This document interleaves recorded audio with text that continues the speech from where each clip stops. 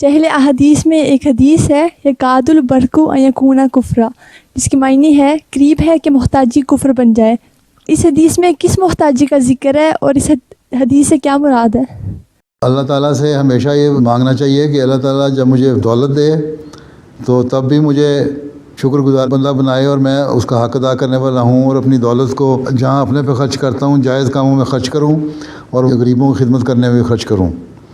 اور جب فقر و فاقے کی حالت آ جائے، محتاجی کی حالت آ جائے، کسی سے مانگنا پڑے، تو وہاں پھر اپنا ایمان نہ بیچو، پھر یہ ہے کہ اپنے ایمان کی حفاظت کرو۔ اگر یہ کوئی کہے کہ اچھا تم غیر مسلم ہو جاؤ یا تم فلاں غلط کام کرو تو میں تمہارے خرچے پورے کر دیتا ہوں، تو یہ چیز پھر کفر میں شامل ہو جاتی ہیں باتیں۔